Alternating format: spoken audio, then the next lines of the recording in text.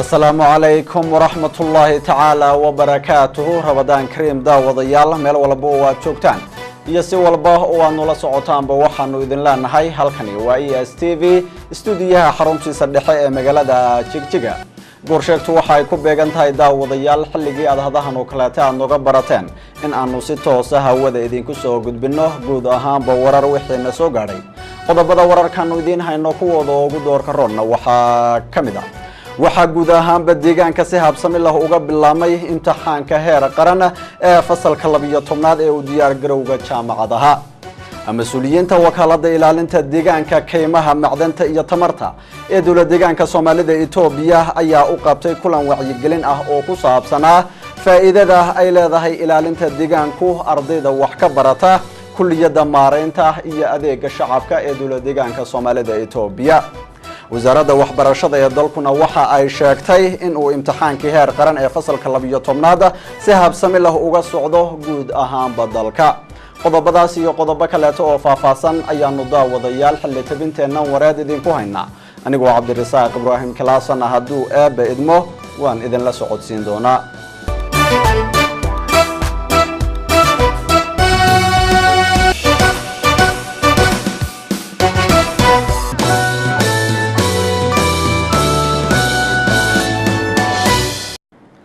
وهاجاك داوديال مركله isku soo noqod wacan oo wanaagsan haatanna ku soo dhawaada qodobadii warka oo faahfaahsan waxa guud ahaanba deegaanka si habsami leh uga bilaamay imtixaanka heer qaran ee fasalka 12aad ee u diyaar garowga jaamacadaha wariye Farax Bade ayaa warbixin umurtaasi ku saabsan inoo haya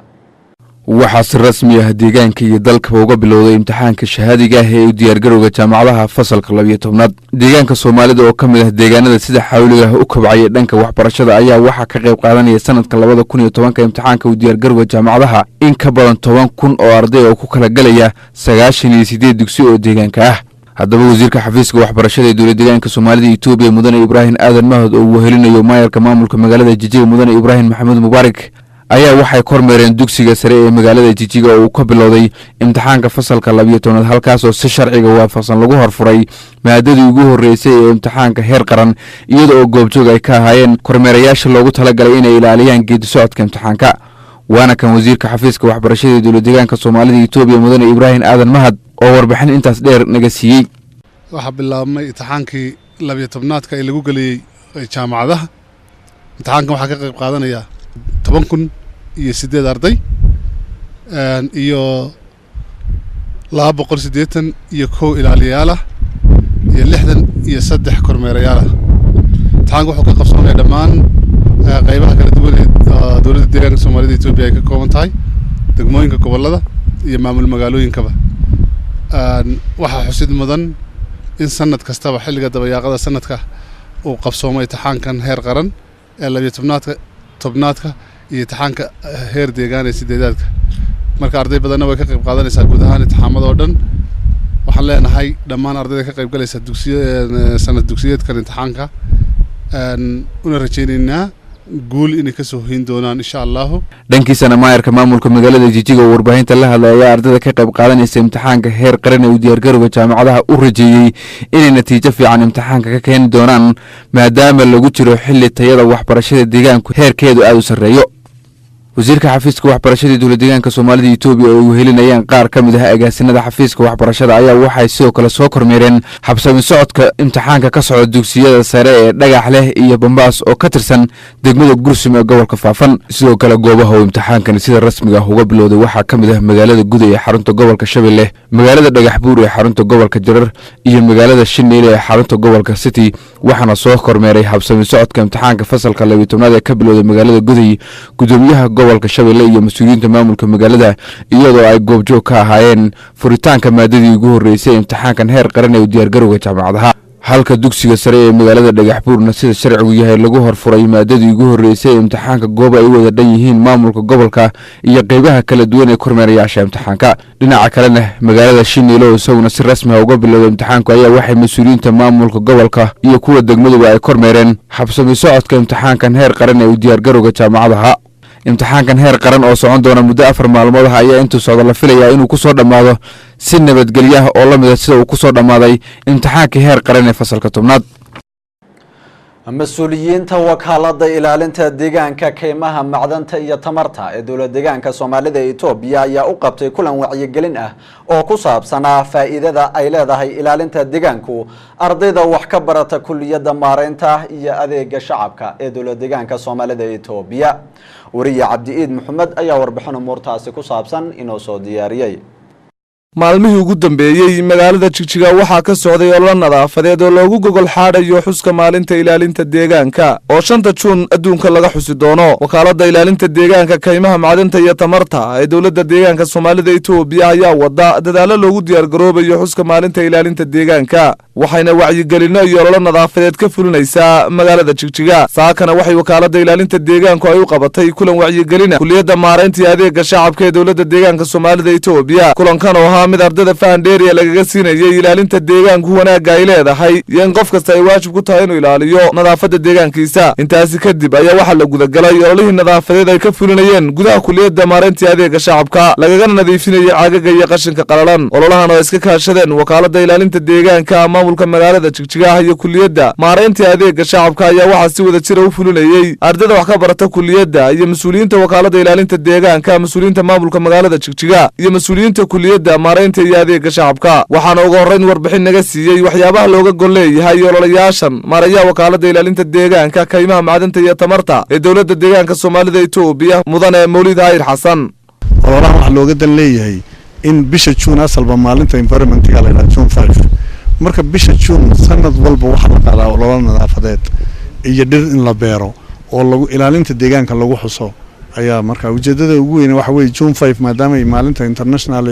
loo aqoonsan yahay maalinta ilaalinta deegaanka ay tahay taasa loola dalnaya waa la isku beegay marka ujeedada ugu weyn taa weey. marka ardayda waxaan ku wacyigelinaynay inay bac tuuraan iska daay qofka tuuray inay ka daba qaadaan xanjo inay tuuraan iska daay inay tadhacday ka daba qaadaan ayaan ku wacyigelinaynay. waxaan lahayn tusaale ahaan dalalka adduunka ee nadiifta yaa nadiif uga dhigay nadiifnimada may la dhalatay muwaadinkiisa nadiif ka dhigay marka iyaguna saasay noola qaateen runtii durbaba muwaadinimo waxay muujiyeen qeyr caadi ah. kulliyaduna waxay qorshe dhan oo waxay soo saareen 15 cishaba hal marin sidan loo nadiifiyo. waxaa iyana sidoo kale aanu ku wareysanay goobta ololaha nadaafadu ka socday maayarka maamulka magaalada Jigjiga iyo maaraya kulliyadda maareynta adeega shacabka iyagoona noo sheegay faa'iidooyinka nadaafadda iyo inay muhiim tahay in qof waliba uu ka shaqeeyo nadaafadda deegaankiisa. nadaafaduna waxa weeyaan waa magarasa waa sunne sideedaba diiniyana way tahay sunnana way tahay waxa weeyaan nadaafadda qofka marka ka shaqeeyo iimaankiisa taam noqonaya ka dhigan tahay. marka arrintan arrin muhiim ah maanta aan qaadnay shalayna waan qaadnay berrina waan sii wadi doonaa waa maalintii weyneed ee loo gogol xaadhayay. marka waxaan leenahay dhammaan shacabka ku dhaqan dowladda deegaanka Soomaalida Itoobiya gaar ahaan shacabka ku dhaqan caasimadda dowladda deegaanka Soomaalida Itoobiya ee Jigjiga muwaadin agagaarkaaga nadiifi adoo ku mahadsan. waxaan ogsoonahay nadaafaddu waa bayska wax kasta oo nolosha bini'aadamka la xidhiidha haddaanay nadaafadii jirin run ahaantii ma jiraan wax nolol oo suuroobaya ma ay jiraan. ardaygu marka uu galaaskii wax ka dhiganayo haddii meesha nadaafadeedu ay liidato way adag tahay ardaygu inuu wax fahmo waxa uu macallinku u sheegay inuu fahmo way adag tahay because nadaafadda meesha ayaa liidata. macallinkuna way ku adag tahay in wixii uu ugu talagalay ardada inuu gaarsiiyo way ku adkaanaysaa sababtoo ah haddaan nadaafad jirin nolol ma jirto. adasanta dhinaca kale markaan ka eegno iyada oo macnaha aan moralka kaliya aanan ahayn haddana xagga kale caafimaadka markaan ka eegno waxa weeyaan qofku haddii uunan haysanin nadaafad ma caafimaad qaba ay ka dhigan tahay. qofku markuu caafimaad qabo environment-kiisa uu hagaajiyo nadaafadiisa uu hagaajiyo wax walba uu ka shaqeeyo goobta uu wax ku baranayo uu ka shaqeeyo halka uu ka shaqeynayo meel kasta uu nadiifiyo ayuu noqonayaa qofku qof caafimaad qaba. bulshaduna markaas ayay keeni kartaa horumar. ugu dambeyn ardadii ololahan fulinaysay ayaa sheegay inay sii wadi doonaan ka shaqeynta nadaafadda iyo bilicda kulliyadda ay wax ku baranayaan. bartaan wax ku baran inaan nadaafsano waa waajibna wada saaran haddaan nahay dhalinyarada deegaanka Soomaaliya dhammaan maaha annaga bis wax barana laakiin waa dhammaan wixii muwaadin ee dhiig muwaadinimo leh waa inuu guriga hortiisa qashinka ka qaadaa uu nadaafad meel nadaafad wax ku barto qof bilaa nadaafad wax ma baran kara wax barashada nooral ma yeelanaysid laakiin haddii nadaafad jirto meel bilic qurxoon nadaafad leh waxbarashaduna way qurxoonaysaa maalin walba indhaha meel qurxoon markay qabanayaan marka nadaafadan maanta aad baan lahay si fiican baan uga qayb qaadanay haddana waan wadaynaa maalin walbana waan qabanaynaa guriganaga iyo meel walba oo deegaan kamid ah nadaafada waan ka qabanaa wadada horumaray wadan walba dadkooda horumariya dalkanaga waxaa naga go'an inaan horumarino nadaafadiisa ka qayb qaadano horumarkiisa ka qayb qaadano dhan walba dalkanaga maskaxdana inta caafimaad qabno marka waa ballan aan dawladdanada ka qaadno inaan dalkanaga ka dhigano dal cagaaran qorshaha horumarka cagaaran waan fulinaa insha Allah hadii Ilaahay yiraahdo ololahan laga fulinayo kulliyadda adeega iyo maareynta shacabka ayaa mid loogu gogol xaadhayo xuska maalinta ilaalinta deegaanka oo halkudheg looga dhigay waa la dagaalamaynaa wasakhda caagaga iyo bacaha waxaa howlka shirarka ah ee kulliyadda maareynta iyo adeega shacabka ee dowlad deegaanka Soomaalida Itoobiya ee magaalada Jigjiga lagu soo gabagabeeyay shirkii qiimeynta waxqabadka adeega caafimaadka deegaanka ee 10 bilood ee la soo dhaafay wariye Lumaan Cadde Axmed ayaa warbixin umuurtaasi ku saabsan inoo faahfaahinaya waxaa howlka shirarka ee kulliyadda macadka maareynta iyo adeega shacabka ee dowlad deegaanka Soomaalida Itoobiya ee magaalada Jigjiga ka qabsoomay isla markaana lagu soo gabagabeeyay shirkii qiimeynta waxqabadka caafimaadka deegaanka ee 10 bilood ee la soo dhaafay oo ay ka soo qayb galeen mas'uuliyiinta xafiiska caafimaadka ee dowlad deegaanka Soomaalida Itoobiya wakiilada xafiiska caafimaadka u jooga gobolada deegaanka madaxafiisyada degmooyinka maareeyaasha xarumaha caafimaadka ee deegaanka waxaana halkaasi la isku eegayay dhanka adeega caafimaadka deegaanka halka uu taagan yahay iyo waxa u baahan in la kobciyo iyo in la saxo si ay bulshada deegaanku iyo magaalada meel kasta ay ku sugan yihiin ay u helaan adeeg caafimaad oo dhameystiran waxa kaloona halkaasi lagu soo bandhigay baahiyaha dhanka caafimaadka ka jira deegaanka si qorshaha sanadka cusub ee 2011 ee fowda nagu soo haya loogu darsado waxaana gabagabadii kulankani qiimeynta ah oo socday muddo 2 cisho ah ka hadlay wasiir ku-xigeenka xafiiska caafimaadka ee dowlad deegaanka Soomaalida Itoobiya mudane Caydarus Axmed waxaan soo xirinaynaa qiimeyntii noo socotay muddada 2 cisho ee ku saleysneed dhinaca aan ku qiimeynayna dhinaca adeeg bixinta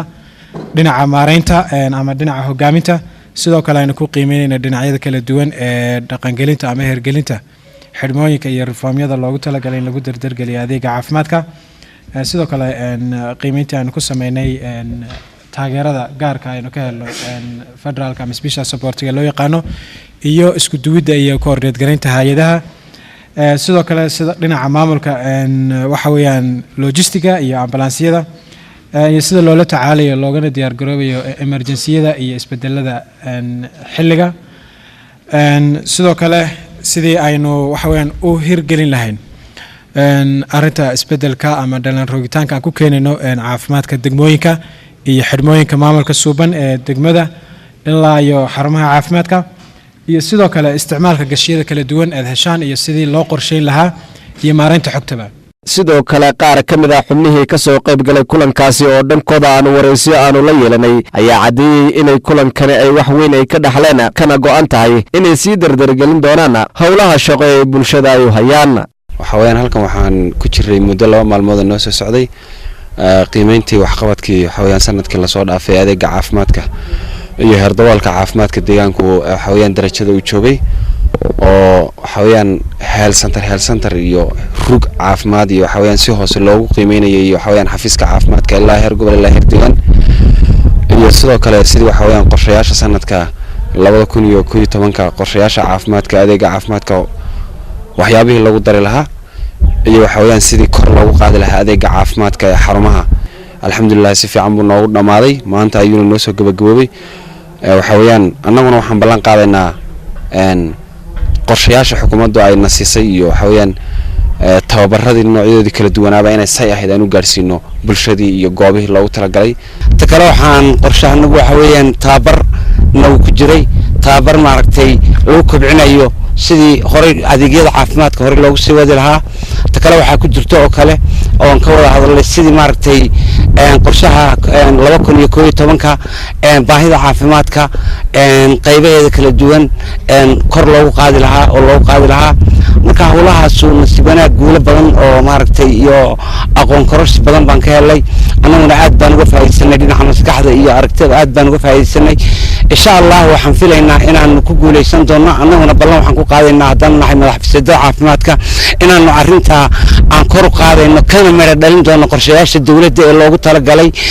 maaragtay horumarinta caafimaadka si kastaba ha noqotee waxaa sanadihii u dambeeyey isi soo taraya adeegyada dhanka caafimaadka ee bulshada deegaanka la gaarsiinayo miyi iyo magaalada meel kastoo ay joogaan waana mid ay bulshada deegaanku ay ku diirsadeen adeega dhanka caafimaadka ee xukuumadda deegaanku ay la barbar taagan tahay qiimayntanna waxay sii karaargelinaysaa inay mar walba ay bulshada deegaanku ay helaan adeegii caafimaada ee loogu talagalay xafiiska caafimaadka ee dowlad deegaanka soomaalida iyo etoobiyana waxa uu gunta u gaabsaday ka xaqabtiridda bulshada deegaanka dhanka adeega caafimaadka ee loo igmaday waxaa degmada qabri bayax ee gobolka faafan lagu soo gabagabeeyey tababar ay ujeedadiisu ahayd kobcinta garaadka aqooneed ee shaqaalaha ka howlgala barnaamijka BSMB loona qabtay qaar ka mid ah howlwadeenada barnaamijkan oo ka kala socday gobolada iyo degmooyinka faafan iyo erara wariye maxamed cumar ceelaabe ayaa warbixin umuurtaasi ku saabsan inoo faahfaahinaya deegaanka Soomaaliya Itoobiya waxa uu ka mid yahay deegaanada hodanka ku ah kheyraadka dabiiciga waxaana mara webiyo dooxooyin iyo laga waaweyn isla markaana waa dhul fidsan oo ku habboon dhul daaqsimeedka iyo wax soo saarka haddaba sanooyinkii u dambeeyey isbedelada horumareed ee ka muuqanaya deegaanka waxaa qayb ka ah dib u jalleecidda xukuumadda deegaanku ku samaynayso kheyraadka deegaanku leeyahay isla markaana iyadoo laga duulayo bayaanada dib loo habeeyey waxaa xoogga la saaray in wax badan laga qabto saamaynta ku iman karta kheyraadka deegaanka kaasi oo saamayn u keeni kara dadka duunyada iyo kheyraadka deegaanka si haddaba kheyraadkaasi bulshada looga faa'iideeyey waxaa xoogga la saaray barnaamijyada lagu dabaqayo ama lagu ilaalinayo kheyraadka dabiiciga ee deegaanka haddaba barnaamijka damaanad qaadka cuntada iyo badbaadada wax soo saarka ee BSMB ayaa qayb ka barnaamijyada kaalin ka qaata zaalada lagu ilaalinayo kheyraadka dabiiciga wuxuuna barnaamijkani BSMB uu ka howlgala 46 degmo oo ka mid ah deegaanka isla markaana iyadoo laga duulayo jooyinka u yaala xukuumadda deegaanka waxa uu guud ahaanba deegaanka ka socda dardargelinta lagu sameynayo barnaamijkani waxaana gobolada deegaanka ka socda zaalo lagu kubcinayo howlwadeenada barnaamijkani haddaba qaar ka mid ah howlwadeenada barnaamijka gobolada erar iyo faafan ayaa tababar loogu soo xiray degmada Qabri Bayax tababarkan oo ay ka faa'iideysanayeen howlwadeenada ka shaqeeya barnaamijkani gobolada faafan iyo erar degmooyin kamid ah ayaa muddada u socday waxa ay ku baranayeen cutubyo ay ka mid yihiin nidaamka dabagalka iyo qiimeynta barnaamijkan nidaamka ilaalinta hantida barnaamijkan kobcinta awoodda howlwadeenada iyo nidaamka biyo ururinta iyo horumarinta dhuldaaqsimeedka iyadoo sidoo kale xubnahan ay kala qaadanayeen khibrad wadaag dhammaantoodna la iskugu keenay degmadaas Qabri Bayax si ay khibrado dheeraad ah u kala qaataan ayaa tababarkan isugu jiray cashiro iyo falsafeedyo lagu siinayo goobaha isbedelada laga keenay ee caraguurka iyo ilaalinta deegaanka iyo dhuldaaqsimeedka iyo xidhka waraarada ama gaaliyada ee qaar ka mid ah qabaliyada hoosmaada degmadaas Qabri Bayax tusaalooyin lagu siiyey waxaana ahmiyadda tababarkan iyo isbedelada uu keenayo barnaamijkani wax ka weydiinay Farxaan Cilmi Cabdilaahi oo ka socday qaybta qiimeynta iyo dabagalka barnaamijkani BSMB ee xafiiska horumarinta beeraha iyo kheyraadka dabiiciga ee deegaanka tababarkan ayaa ujeedadiisu waxay tahay ma garanaysaa in la kobciyo awoodda xagga fahanka iyo awoodda shaqaalaha ka howlgala barnaamijka iyo sidoo kale guddiyada kala gedisan ee ka howlgala barnaamijka ee heer degmo shaqaalahan sida la soo waxaa ka soo qayb galay degmo kastaba ilaa iyo 14 xubnood oo shaqaalaha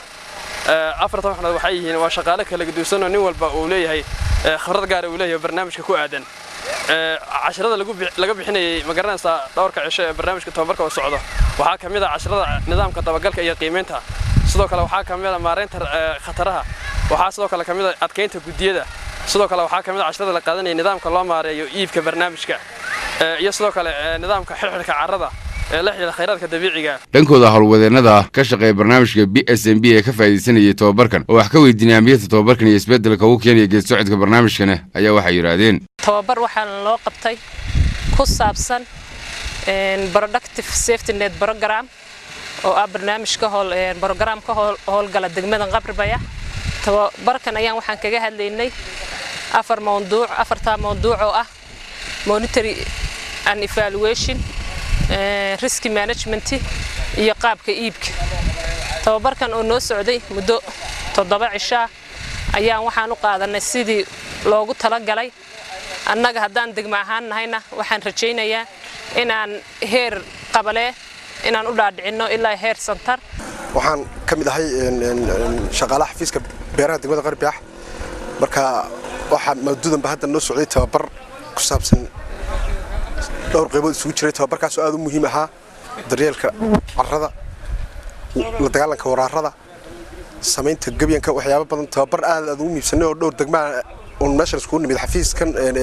degmada Qabri Bayax noo socday kaas oo aad aan uga faa'iidnay tobabaradan ayaa qayb ka mid guud ahaanba kor loogu qaadayo garaadkooda aqooneed ee howlwadeennada mashruucan BSMB kaasi oo tobabarkan uu ka socdo guud ahaanba gobolada deegaanka. weli daawadayaal halkaad sida tooska ah noogala socotaani waa ESTV stuudiyaha xaruntiisa dhexe ee magaalada Jigjiga. wasaaradda waxbarashada ee dalka ayaa sheegtay inuu imtixaankii heer qaran ee fasalka 12aad si habsami leh uga socdo guud ahaanba dalka sida uu inoogu faahfaahinayo Ibrahim Cabdi Muuse. imtixaanka qaranka ee fasalka 12aad ayaa ka bilowday guud ahaanba dalka waxaana imtixaanka qaadanaysa arday ay tiradoodu aad u badan tahay wuxuuna imtixaanka qaranka ee fasalka 12aad ka dhacaya 993 goobood oo dalkeena Itoobiya gudihiisa haddaba mudane Araage Maamir oo kamid ah mas'uuliyiinta u xil saaran howlaha imtixaanka isla markaana ka howlgala wasaaradda waxbarashada ee dalka oo wax laga weydiiyay qaab socodka imtixaanka fasalka 12aad ayaa sheegay inayna wax dhibaato jirin oo imtixaanku si habsami leh uga socdo guud ahaanba dalka. ኦኬ በመጀመሪያ በሁሉም የ993 የፈተና ጣቢያዎች በሰላምና በተረጋጋ ሁኔታ ፈተናው ተጀምሯል። ይሄንን እንደዚህ በሰላም እንዲጀመር ለማድረግ የ10ኛን ክፍል እሁድና ቅዳሜ በተገቢ ሁኔታ ገምግመን እሁድና ቅዳሜ ላይ ያገኘናቸውን ግብአቶች ለዚህ ለ12ኛ ክፍል አጀማመር በሚጠቅም መልኩ አድርገን hadda si degan oo nabada ayuu imtixaanka fasalka 12aad uga bilowday guud ahaanba 993 goobood oo imtixaanku ka dhacayay annaguna si aanu hawsha imtixaanka ugu guuleysano waxaanu labadii maalmood ee sabtidii iyo axadii qiimeynay qaabkii uu dhacay imtixaanka fasalka 12aad kadibna waxaanu ka duulnay natiijadii halkaas nooga soo baxday arrintaasina waxa ay si weyn nooga caawisay qaabkii aanu u abaabuli lahayn imtixaanka fasalka 12aad kadibna waxaanu xidhiidh la sameynay dadka mas'uulka ka ah goobaha imtixaanku ka dhacayo isku dubradayaasha imtixaanka iyo waliba hay'adaha dhanka amniga ee deegaanada dalka si uu imtixaanku u noqdo mid u hirgala sidii loogu talagalay arrintaasina waanu ku guuleysano imtixaankii hadda waxa uu socdaa si habsami leh sidoo kale waxaanu saacad kasta iyo maalin kasta xidhiidh la sameynaa xarumaha imtixaanku ka socdo sidoo kale waxaanu isku xidhnaan leenahay isku dubradayaasha kalastarada oo ay tiradoodu dhan tahay 138 qof waxa kale oo iyaguna hawshan imtixaanka ka qayb qaadanaya 148 macallin oo khibrad u leh howlaha imtixaanka isla markaana laga diray magaalada Addis xarunta dalka kuwaas oo iyaguna ka howlgalaya deegaanada taageerada gaarka la siiyo sida awgeed hawshii imtixaanku waxay u socotaa si caadi ah oo wax dhibaato ma jirto imtixaanka dambe ee la qaadi doonana waxaan rajaynayaa inuu si caadi ah u dhammaan doono maxaa yeelay waxaanu sanadkan aad uga howlgalnay sidii unan qashqashaad uga iman lahayn imtixaanka fasalka 10aad iyo 12aad oo aynan xaaladdu u noqonin sidii sanadkii hore oo kale sidoo kale waxa uu sheegay mas'uulku inay dadaalkooda wadayaan ilaa iyo inta ay ka dhamaanayaan imtixaanaadka heer qaran guud ahaanba daawadayaal waxa intaasi nagaga dhan warar wixina soo gaadhay oo aad ka daawanayseen telefishinka caalamiga ee Soomaalida Itoobiya ee ESTV stuudiyaha xaruntiisa dhexe ee magaalada Jigjiga anigoo Cabdirasaaq Ibrahim Claasa ayaa daawadayaal si toos ah idinku waramayay aniga khiyaartii kale ee sida heerka sare ah igala qayb qaadatay xilli tabinteena wareedba idinkoo diyaar garoobaya qaybaha kale oo TV-gu idinku talagalay waxaanu idinku dhaafaynaa assalaamu calaykum wa rahmatullahi ta'ala wa barakaatuhu Ramadan Kareem